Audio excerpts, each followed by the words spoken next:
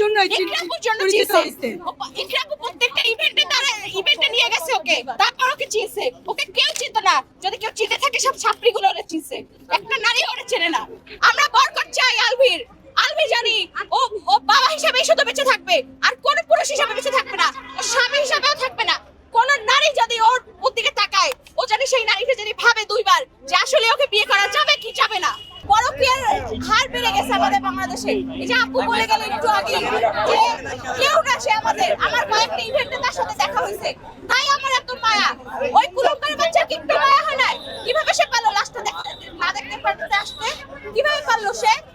আমরা দেখছি কিছু স্ট্যাটাসে সে লিখেই দিছে, তুই ইকরাপু কিন্তু লাশ লিখে দিছে, তুই আমার লাশের আশেপাশে আসবি না। আল্লাহ হয়তো এটাই চাইছে যে তুই যেন আমার লাশের আশেপাশে না আসিস। আল্লাহ হয়তো এটাই চাইছে। আমরা চাই আপু এইটা যদি একটা শাস্তি হোক।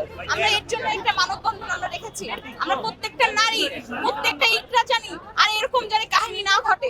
আমরা এটাই চাই প্রত্যেকটা নারী জানি সামনে এগিয়ে যায়, এরকম পরকীয়া যেন না হয়। আর তিথি ওকে কেন আইনের আওতায় আনা হইতেছে না? আমরা জানি বাংলাদেশের 50% ছেলে মেয়ে খারাপ হয়ে গেছে, এদের আইনের আওতায় কেন না আনা হচ্ছে না? নতুন সরকার কি করতেছে? তাদের যেন আইনের আওতায় আনা হয়।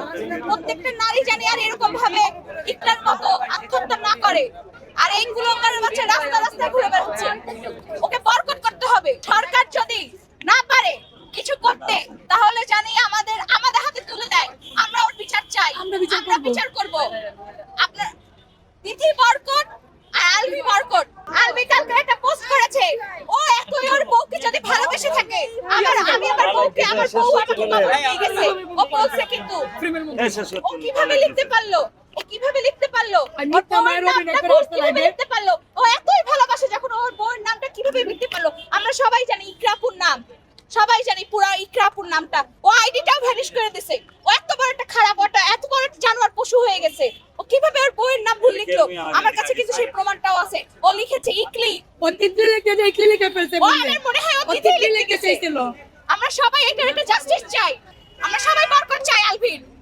সবাই এটা নিয়ে রুখে দাঁড়াবো। আলভি তিথি বয়কট, তিথির বয়কট, আলভি তিথি বয়কট, আলভি তিথির বয়কট, আলভি তিথি বয়কট। আমার বোন ইকরা কোনো আত্মহত্যা করেনি, তার কোনো বোন নেই। আত্মহত্যা করে মেয়ে না, ইকরাপুর কোনো বোন নেই, কিন্তু আজকে তার প্রত্যেকটা বোন দাঁড়িয়ে গেছে এখানে। আমরা সবাই এটা একটা জাস্টিস চাই।